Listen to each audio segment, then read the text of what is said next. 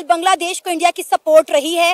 अब बांग्लादेश के ऊपर से इंडिया ने अपना हाथ उठा लिया, अपनी छतर छाया उठा लिया, तो क्या इंडिया की सपोर्ट के बगैर बांग्लादेश सरवाइव कर पाएगा? अब इस बात के ऊपर भी, इस पहलू के ऊपर भी सबकी नजरें हैं। हर मुल्क जो है इसके ऊपर नजरसानी कर रहा है कि इंडिया की सपोर्ट के बगैर क्या बांग्लादेश सरवाइव कर पाएगा सर? लेकिन वहां पे जिस तरीके से फॉर्मेशन कमांडर्स आ रहे हैं, जिस तरीके से यह बातचीत हो रही है कि कौन सा लेफ्टिनेंट जनरल पाकिस्तान की आईएसआई के साथ मिला हुआ है, कौन सा लेफ्टिनेंट जनरल एक्चुअली बांग्लादेश का लॉयल नहीं है, पाकिस्तान का लॉयल है, कौन सा लेफ्टिनेंट जनरल, कौन सा मेजर जनरल, कौन सा ब्रिगेडियर जमातुल इस्लामी का एक्चुअली मेंबर है। बांग्लादेश आर्मी ज्वाइन करने से पहले वो मेंबर था। हम जब इंटरनेशनल लेवल पे अपने कंट्री को देखते हैं या बात करते हैं, खासतौर पे पाकिस्तान, फिर इंडिया, फिर बांग्लादेश, क्या वजह है? अगर डेमोक्रेसी की बात करें, कहाँ पे डेमोक्रेसी ज्यादा बेहतर है आपके ख्याल से? सर डेमोक्रेसी तो अमेरिका में ही अच्छी है। नहीं, पाकिस्तान, इंडिया, बांग्लादेश में इंडिया। क्या वजह उसकी? इंडिया के अंदर जो है ना, जो उनकी एस्टैब्लिशमेंट है वो सियासत में मुदाखलत नहीं करती। जय हिंद दोस्तों, आप सबको मेरा चैनल में स्वागत है। दोस्तों, बांग्लादेश को आजकल प्रोटेस्ट कंट्री का नाम से जाना जाता है। शेख हसीना को रहते हुए ये प्रोटेस्ट शुरू किया था। शेख हसीना तो इंडिया चले आए, फिर भी हर दिन ये प्रोटेस्ट होते ही रहता है। दोस्तों, अब बांग्लादेश में तख्तापलट होने वाला है, शायद आर्मी चीफ का। मोहम्मद यूनुस जब आए थे बांग्लादेश के बागडोर संभालने के लिए, तब यूनुस ने बोला था बांग्लादेश को 3-4 महीने के अंदर इलेक्शन करवा के चला जाएगा, मगर ये तो इलेक्शन की नाम ही नहीं ले रहा है। उल्टा ये जमात इस्लाम और पाकिस्तान को फुल सपोर्ट कर रहा है ताकि दंगा और भड़के। तो चलिए दोस्तों, देखते हैं आगे क्या होता है। दोस्तों, general Waqaruzzaman, chief of army staff of the Bangladesh army, और मोहम्मद यूनुस जो चीफ एडवाइजर हैं इंटरिम गवर्नमेंट के, उनके बीच में खटपट हो रही है। और ये खटपट क्यों है दोस्तों? लोगों को ऐसा लगता है कि जनरल वकारुज़्ज़मान इनको अपॉइंट करा था शेख हसीना ने, तो लोगों को लगता है कि शेख हसीना के खासुल खास है। यहां पे इनका तख्ता पलट करके, यानी कि शेख हसीना का तख्ता पलट करके मोहम्मद यूनुस आए, और अब उनके बीच में दरार की बातें आम हो गई हैं। सड़कों पे बातें हो रही हैं कि आर्मी चीफ और चीफ एडवाइजर की आपस में बनती नहीं है। दोस्तों, नसीम उल हक गनी जो कि इंटरिम होम सेक्रेटरी है, उसने बोला है कि ये सब चीजें बकवास हैं, ये सब र्यूमर्स हैं। लेकिन वहां पे जिस तरीके से फॉर्मेशन कमांडर्स आ रहे हैं, जिस तरीके से यह बातचीत हो रही है कि कौन सा लेफ्टिनेंट जनरल पाकिस्तान की आईएसआई के साथ मिला हुआ है, कौन सा लेफ्टिनेंट जनरल एक्चुअली बांग्लादेश का लॉयल नहीं है, पाकिस्तान का लॉयल है, कौन सा लेफ्टिनेंट जनरल, कौन सा मेजर जनरल, कौन सा ब्रिगेडियर जमातुल इस्लामी का एक्चुअली मेंबर है। बांग्लादेश आर्मी ज्वाइन करने से पहले वो मेंबर था।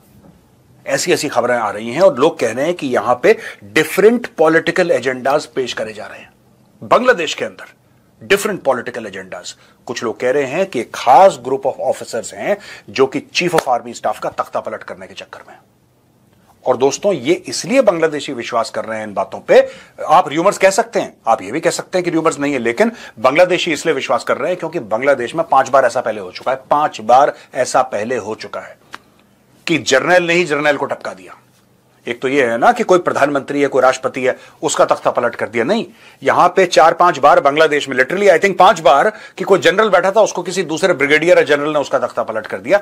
ये बड़ी आम बात है बांग्लादेश में, तो लोगों को लग रहा है कि ये भी एक बात हो सकती है। दोस्तों, एक यहां पे बीच में कैरेक्टर आता है असदुज़्ज़मान फौद का। ये असदुज़्ज़मान फौद कौन है? ये जनरल सेक्रेटरी है आमार बांग्लादेश पार्टी, एबी पार्टी कहते हैं, आमार बांग्लादेश पार्टी। असदुज़्ज़मान फौद है इसका नाम, और उसका जनरल सेक्रेटरी है। इसने अपने राष्ट्रपति को एक स्लेव डॉग बोला है, गुलाम कुत्ता। आप समझ लीजिए, एक स्टूडेंट लीडर अपने राष्ट्रपति को कहता है कि गुलाम कुत्ता है। बांग्लादेश के प्रेसिडेंट का नाम है मोहम्मद शहाबुद्दीन, और उसका यह कहना है फौद का कि शहाबुद्दीन और वकारुज़्ज़मान जो कि चीफ ऑफ आर्मी स्टाफ है, इन दोनों की मिली भगत है, क्योंकि ये शेख हसीना के लॉयल है। अब यह डिमांड कर रहा है कि राष्ट्रपति भी नीचे उतरे, और यह डिमांड कर रहा है कि चीफ ऑफ आर्मी स्टाफ भी अपना इस्तीफा दे। लेकिन जो पहला तख्ता पलट हुआ था ना, वो तख्ता पलट इनके गले पड़ गया है। अब दूसरी बात यह है कि वकारुज़्ज़मान साहब जो उनके आर्मी चीफ है ना, ये जून में आए थे। आई थिंक 23 जून 2024 को उन्होंने ऑफिस जो है वो होल्ड किया था। अब ये देखें कि उस वक्त से इन्होंने एक इनकलाब उसको कामयाब बनाया। अब मसला यह है कि जो आर्मी चीफ है ना, आर्मी चीफ को आपने खबरों में भी सुना होगा कि आर्मी चीफ क्लोज रिलेशन में है शेख हसीना वाजिद के।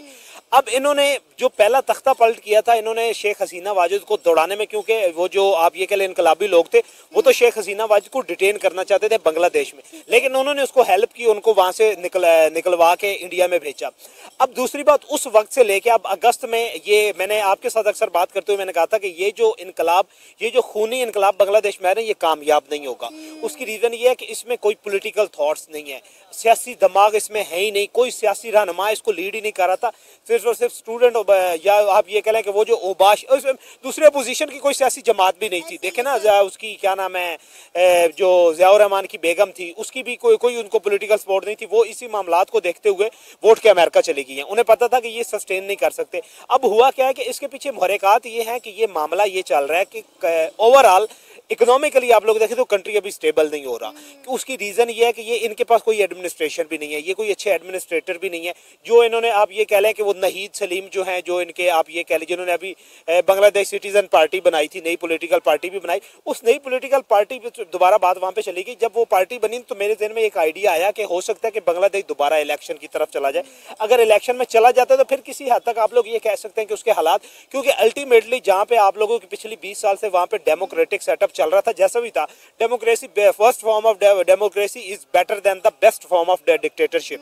उसमें अब ये था कि डिक्टेटर, जारी बात है अभी भी चल वहाँ पे डिक्टेटरशिप ही रही है, जहाँ पे नॉन इलेक्टेड बंदे आके बैठे हुए हैं। ये जो रेवोल्यूशन होता है, खूनी इनकलाब, ये खूनी इनकलाब तो एक आ गया, 1200 बंदा जो है उसका वहाँ पे शहादत के बाद उन्होंने तख्ता पलट तो कर दिया। लेकिन मसला ये है कि उनके पास क्या वो पॉलिटिकल थॉट्स थी, वो क्या मुल्क को स्टेबल करने, उन्होंने शेख हसीना वाजिद से जान छुड़वा के मुल्क को तो दोबारा अंधेरों में डाल दिया।